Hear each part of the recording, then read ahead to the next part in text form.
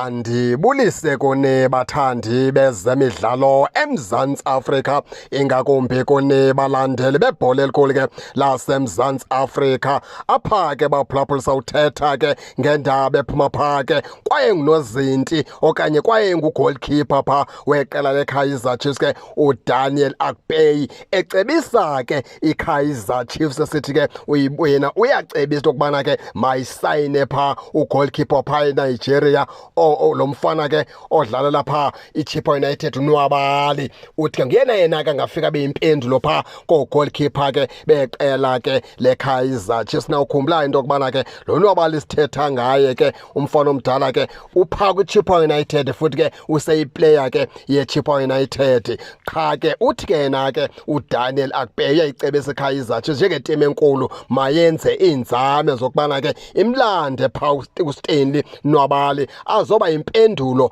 apha ke kogoalkeeper ke beqela ke leKaizer. Suthi ke umfana kaAkpeyi uyavuma, ewe bakhona uBruce Vuma, bakhona phaa oBrandon Peterson kudala bezama, kodwa ke mhlawumbi ukufika konwabali phaa kwiqela leKaizer Chiefs ke kwakwenza into yokubana ke nabo bavuseleleke batsho bafumana icompetition phaa xa kunyathele phaa uNwabali. Ndiyabona ke unqina ukuthi ke uNwabali udlala ngcono kunoBrandon Peterson kunye ke noBruce Vuma. Ndiyabona unqina ukutsho ke phaa uDaniel Akpeyi.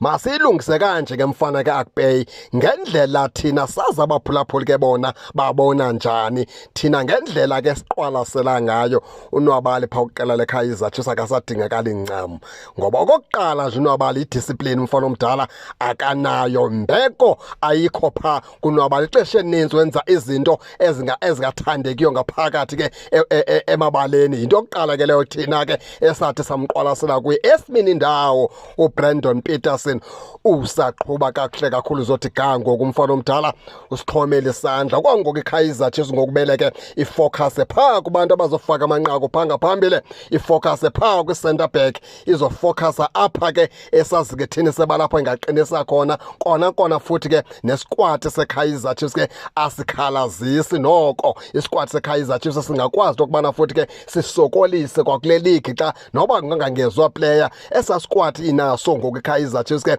siyakwazi ukubana singasokolisa kule league lapha eMzantsi Afrika. Ndisho kule league ngoku ingakapheli, esi squad seKaizer Chiefs siluqelimba, singawenza umhlola, singothusa abantu. Ndithi ke ngelipheleleyo ke thina siyile channel mfana ke kaDaniel Akpeyi, kwangoku isidingo sikaNwabali phaa kwiKaizer Chiefs ke asikho. uBrandon Peterson usawakhokhele kakuhle amakhwenkwe phaa, usawakhwaza kakuhle phantsi kwezampondo, futhi kumfana omdala uzijule laa nto kuthiwa uzijule ijacu. Uzothi ga ngoku uzaqhuba kakuhle kakhulu umfana omdala. Into nje eshotayo into yoba iKaizer Chiefs ijonge inkwenkwenyana ezawuthi ke incedise uSilver phaa ngaphambili, bakwazi ukufaka amanqaku bawavalele emnatheni. Nonkwenkwenyana ke xa sicinga ingangumabasa.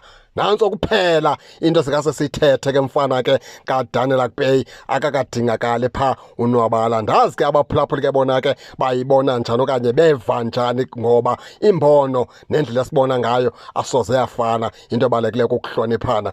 Nani ke ndingake ningene ke abaphulaphuli nitsho ke nento yokubana niva njani, nize ke ningakhohlwa usubscribe kule channel ukuze ningaphoswa zezemidlalo endizanothulela zona kwixa elizayo kakuhle babukeli.